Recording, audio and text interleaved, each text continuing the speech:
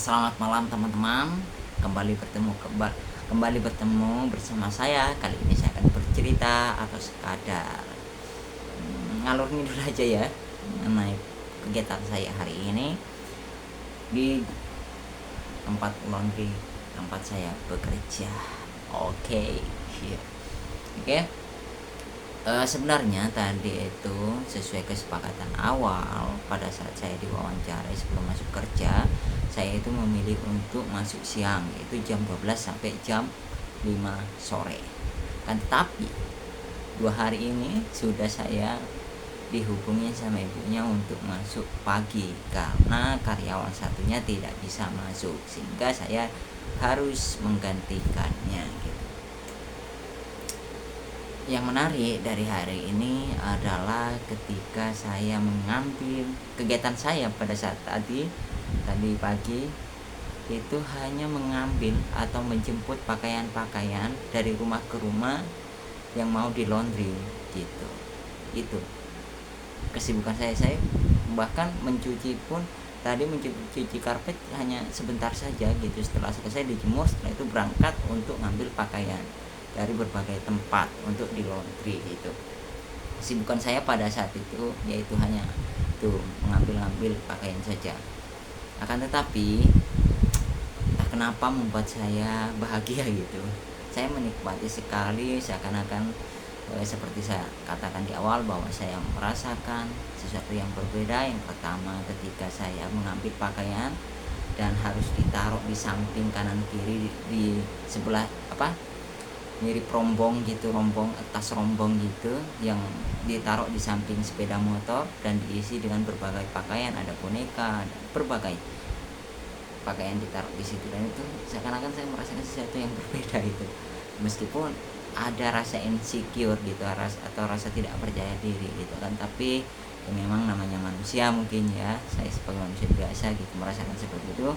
Dan tapi saya berusaha untuk tidak insecure karena saya menerapkan pemikiran Kemos bahwa hidup begitu absurd. Ya, saya sering membaca buku, seakan-akan ya tidak make sense gitu kalau saya bekerja di tempat laundry gitu. Tapi ya memang hidup seperti itu absurd, tapi yang perlu kita lakukan adalah menikmati segala apa yang terjadi yang terjadi dalam hidup kita, dan apa yang telah kita pilih itu harus dinikmati gitu. Seperti itu teman-teman. Terus yang kedua juga yang menarik adalah ketika saya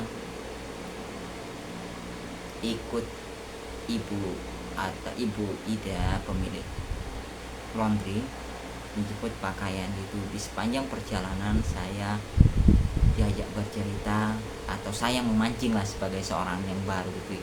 Bagaimana saya memancing dia untuk bercerita tentang sejarahnya ia mendirikan tempat usaha laundry gitu ya. Menunjuknya dia bercerita panjang lebar kepada saya gitu, dan saya merasa ada chemistry atau menjalin atau memunculkan chemistry antara saya dengan dia gitu ya, biar ada tambah keakraban gitu. Ya, dia bercerita bahwa dia adalah seorang mahasiswa, dulunya seorang mahasiswa sini UTM dengan jurusan atau prodi akuntansi.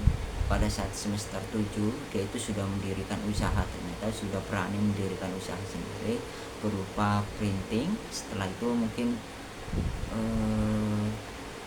kurang berjalan dengan lancar usahanya, dia beralih ke tempat usaha mendirikan usaha buku gitu, dan sampai kurang tahu secara pastinya karena pada saat bercerita di motor itu kurang terdengar jelas dan saya kurang fokus gitu untuk mendengarkan sepenuhnya. Tapi setidaknya dia sudah bercerita, mengeluarkan unek-uneknya, dan saya hanya menanggapi oh iya itu, oh begitu gitu sekedar itu kan. Tapi saya bisa mengambil garis besarnya mengenai perjalanan hidupnya dia, bahwa dia sampai pernah ditipu, bahkan pernah harus menanggung beban 30 juta hutang. Dan tentu itu adalah perjalanan pada saat lulus dia mendirikan usaha dan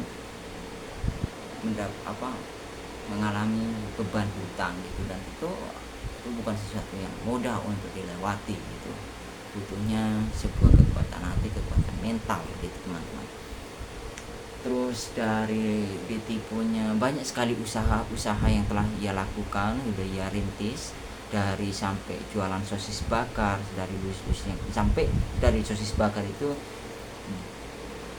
sampai ia mendirikan sosis bakar, dia sampai ditangisi oleh orang tuanya, oleh ibunya, karena masa lulusan sarjana kok jualan sosis bakar gitu.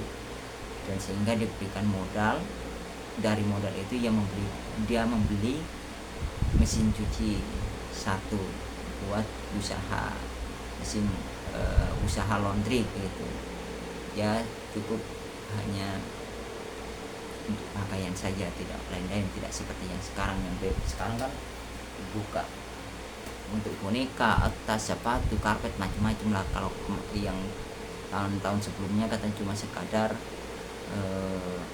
cuma pakaian gitu. Dia sampai juga bercerita ketika awal-awal merintis dengan suaminya, sampainya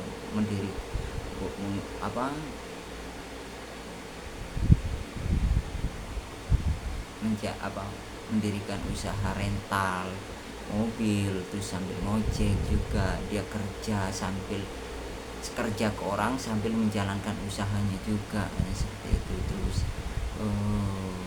saat suaminya sakit, terus dari sakit itu berbagai rintangan yang dia lewati gitu, dan sehingga dia adalah perempuan yang sangat kuat yang saya lihat sekarang gitu. Perempuan yang memang kelihatan polos lugu, tapi dari berbagai yang telah dialami itulah yang membuat dia tetap lemah lembut, tetap tabah, dan tetapi hatinya bermental baja gitu teman-teman ya. Sampai suaminya meninggal, dia ditanggungkan untuk merawat anaknya yang masih kecil, sekarang masih TK. Terus dia harus punya tanggungan juga untuk tiap bulan membayar cicilan rumahnya yang dijadikan sekaligus tempat usahanya gitu, usaha tempat laundry gitu teman-teman.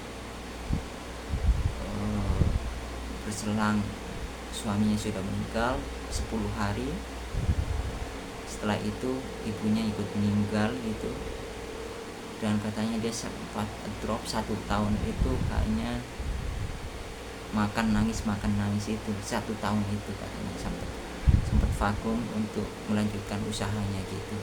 Setelah dia beberapa lama lagi, tahun 2021 kalau tidak salah, ayahnya yang ada di Lamongan terkena stroke gitu, sehingga vakum lagi dia untuk menjalankan usahanya, karena pada tahun 2021 dia fokus untuk merawat ayahnya. Dan sekarang kata syukur alhamdulillah ayahnya sudah mulai membaik, sudah bisa berjalan meskipun tidak sepenuh seperti awal gitu, tidak kembali seperti semula. Dia juga menceritakan bahwa tahun-tahun sekarang ini adalah tahun-tahun semangatnya atau on fire-nya dia untuk menjalankan bisnisnya. Dan ternyata dia tidak hanya ngurusin tempat laundry, dia adalah seorang single mom, yes, bisa dikatakan single mom. Ternyata banyak sekali usaha yang dia lakukan, dari digital printing, dia bekerjakan ke orang, terus dia ngurus yayasan yang hampir bangkrut katanya, karena pengurus sebelumnya atau ketua pengurus sebelumnya itu tidak melakukan kesalahan sehingga mengalami kebangkrutan, sehingga dia diberi kepercayaan untuk menstabilkan keadaan yang ada di yayasan anak yatim gitu. Dia juga, saya tidak bisa membayangkan kok bisa dia membagi-bagi waktu, membagi-bagi pikirannya, mana harus ngurusin laundry, mana harus ngurusin yayasan, mana harus ngurusin digital printingnya yang dipekerjakan ke orang.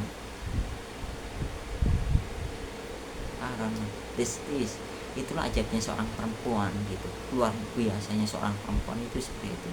Dia bisa menghandle semua pekerjaan gitu, dalam satu waktu, sedangkan laki-laki tidak seperti itu gitu. Laki-laki hanya fokus ke satu topik atau suatu permasalahan atau tantangan, tidak bisa ke berbagai urusan gitu. Dan saya salut sekali ketika saya mendengar ceritanya dia tadi.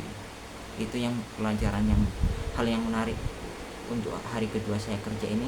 Pertama, saya merasa bahagia karena mengambil baju-baju itu, meskipun banyak gitu, tapi saya merasakan diri saya yang berbeda gitu, merasakan diri saya yang berbeda. Terus yang kedua yaitu kisah perjalanan Ibu Ida itu, betapa tangguhnya dia melewati segala rintangan, tak ada tempat bersandar ya kecuali Tuhan mungkin, tak ada tempat untuk bercerita karena suaminya sudah meninggal. Mungkin ya nggak tahu saya, anggapan saya dia seakan-akan tidak ada tempat bercerita gitu, untuk meluapkan segala isi hatinya gitu, sehingga saya ajak untuk bercerita seperti itu. Dan saya bersyukur sekali bisa ketemu dia, bisa bekerja di tempat laundrynya Ibu Ida. Sekian teman-teman, mungkin itu sekian yang dapat saya sampaikan. Sampai jumpa hari ketiga.